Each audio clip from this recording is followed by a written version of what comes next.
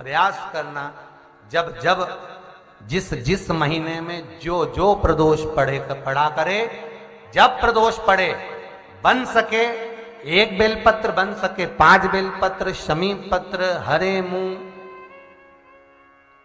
हरा मूंग, बेलपत्र, एक कलश के अंदर थोड़ा सा पानी लेकर 1 बेलपत्र, हरा मूंग, शमी पत्र डालकर और उसमें थोड़ा सा गुड़ डालकर भगवान शिव का स्मरण कर कर प्रदोष काल में, मान लो कोई काम आपका बहुत जरूरी है, बहुत दिनों से आप थक गए हैं, नहीं हो रहा, कर्जा बढ़ रहा है, धन नहीं आ रहा, व्यापार नहीं चढ़ रहा, या कोई समस्या बहुत प्रबल है, कोई एग्जाम में बैठ रहे हो नहीं हो रहा, परीक्षा भी दे दी है, रिजल्ट आने ही वाला है, तो भी प्रदोष काल में, प्रदोष के समय वो जल, मूंग, शमी पत्र और बेलपत्र और गुड़ का शंकर के शिवलिंग को समर्पित करना प्रारंभ कर दो।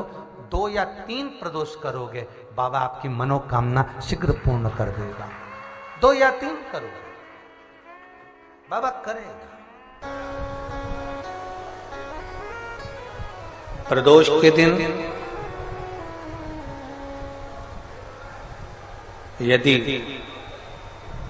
आपको कहीं से शमी पत्र मिल जाए,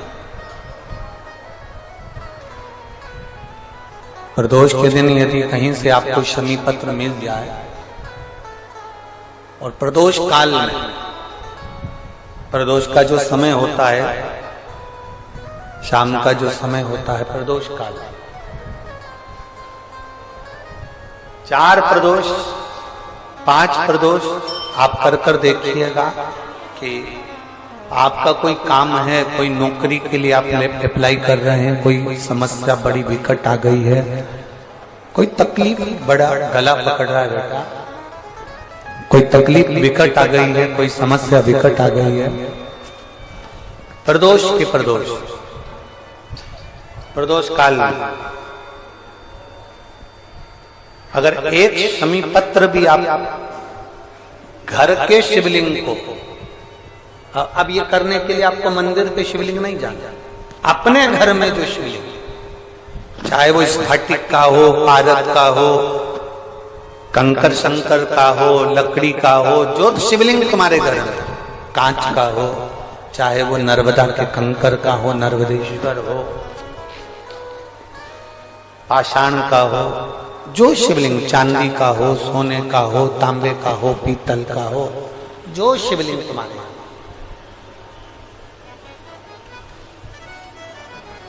एक शमी पत्र यदि आप भगवान शंकर के शिवलिंग पर समर्पित कर रहे हो और उस शमी पत्र को उठाकर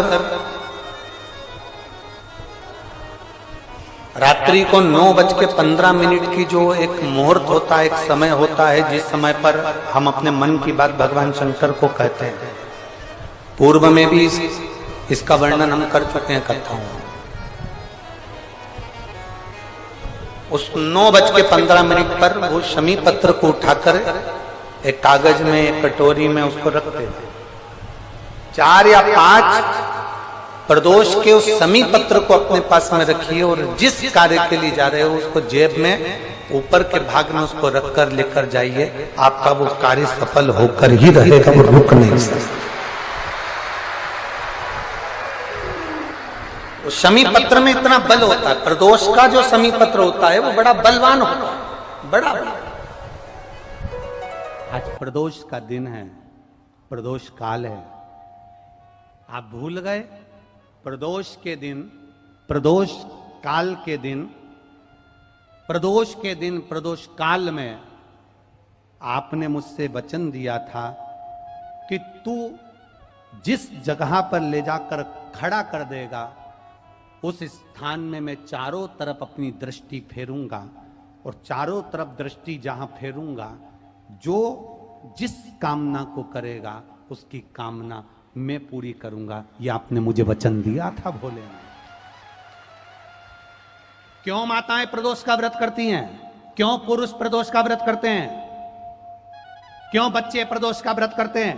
प्रदोष का व्रत करने का केवल एक सार तत्व यह है, प्रदोष के दिन, प्रदोष काल में मेरा देव अधिदेव महादेव निकलते हैं अपने मंदिर से बाहर, नंदी पर बैठकर कैलाश से निकलते हैं, काशी विश्वनाथ चलते हैं, देवघर वाला नंदी लेकर बाहर निकल जाता है। और प्रदोष काल में भगवान ने नंदी को जो वचन दिया था कि जहां तू खड़ा होगा चारों तरफ दृष्टि फेर कर जितने दिखेंगे सबका कल्याण मैं करूंगा, जो मांगेगा उसे मिल जाएगा। इसलिए प्रदोष के दिन, प्रदोष काल में हम शंकर की आराधना में लगे रहते हैं, प्रयास करते हैं कि मुख से श्री शिवाय नमस्तुभ्यम निकल जाए, पंचाक्षर मंत्र नमः शिवाय निकल जाए, षडाक्षर मंत्र ओम नमः शिवाय निकल जाए, भगवान के मंत्र का जाप हमारे मुख से निकल जाए। जब हमारे मुख से भगवान का नाम जाप निकलेगा तो हो सकता है कि शिव की दृष्टि हम पर पड़ जाएगी और हमारा कल्याण निश्चित हो जाएगा,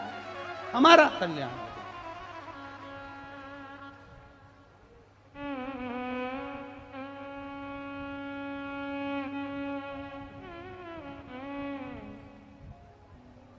वो कहते ना, वो बाबा डमरू वाला रे थारी मौज कर देगा।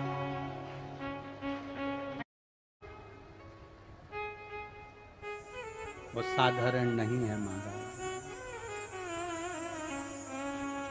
वो बाबा डमरू वाला रे थारी मौज कर देगा।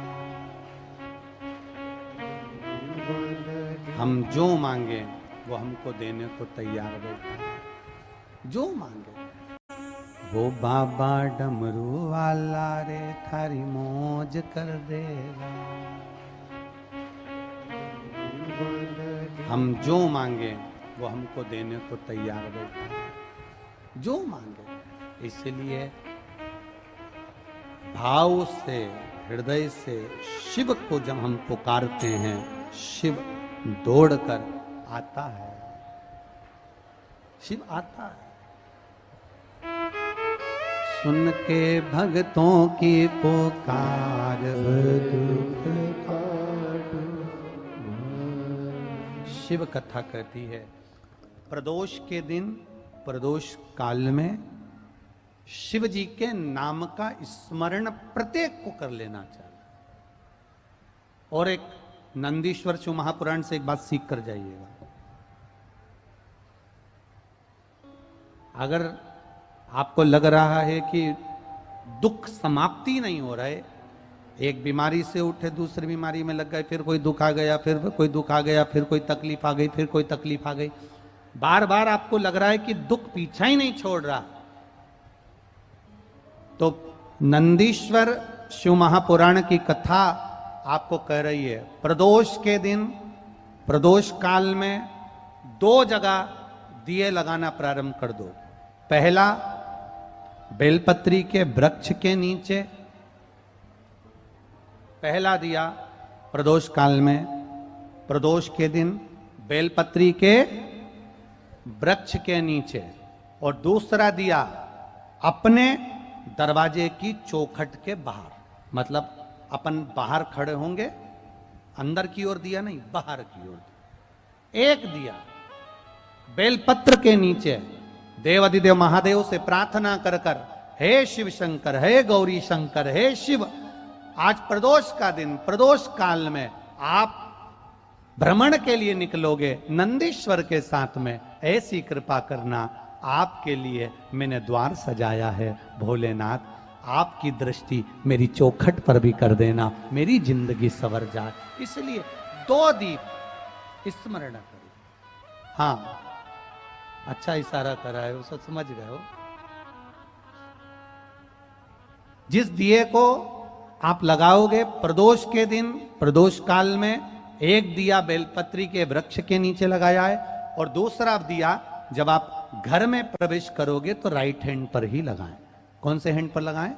राइट हैंड पर। बहुत बहुत साधुवाद आपको दीदी, धन्यवाद, धन्यवाद दो, उन्होंने इशारा करके बताया कि दिया किस ओर लगाएं। कम से कम अपने को अंदाजा तो लग जावे ना दिया किस ओर लगना चाहिए। साधुवाद था, बहुत बहुत साधुवाद। इसको जागरूक श्रोता कहते हैं, जिनको कथा के प्रति रुचि है और भगवान के भजन के प्रति रुचि है, वो तुरंत भाव से उसको स्वीकार कर ले। तो दो जगह दीप, पहला कहां पर लगाएंगे, जम के बोलो जरा, बेल पत्री के वृक्ष के नीचे। अब बेलपत्री के वृक्ष को भी समझना, कौन सा वृक्ष होना चाहिए, जो आप खड़े हो, दोनों हाथ ऊपर हो, उस हाथ तक भी उसकी पत्ती को स्पर्श ना हो पाए, मतलब उसकी छाया हमारे पूरे शरीर पर पड़े, तो बेलपत्री के वृक्ष की मूलता का आनंद है। जो छोटे बेलपत्री के वृक्ष होते हैं, छोटे छोटे जो पौधे होते हैं बेलपत्री के, इनको जल डालकर, खाद डालकर सिंचित करो, बड़ा करो, उनको पोषित कर कर, बड़ा कर कर कहीं अच्छी जगह उनको लगाओ। ये नहीं कि छोटी बेलपत्री के पत्ते तोड़ लो या छोटे से पौधे के पत्ते तोड़ लो, वो श्रेष्ठता नहीं है। शिव पुराण कहती है वृक्ष वो होना चाहिए जिसकी छाया हमारे ऊपर आए। बाकी के आपके घर में आप बेलपत्री का पौधा लगाते हो, उसको बड़ा करो, बड़ा करने के बाद उसको कहीं अच्छी जगह पर लगाओ जिससे वह बेलपत्री का पौधा बड़ा हो जाए। बड़ा हो जाएगा, हम हैं नहीं हैं, कम से कम वो पौधा रहेगा।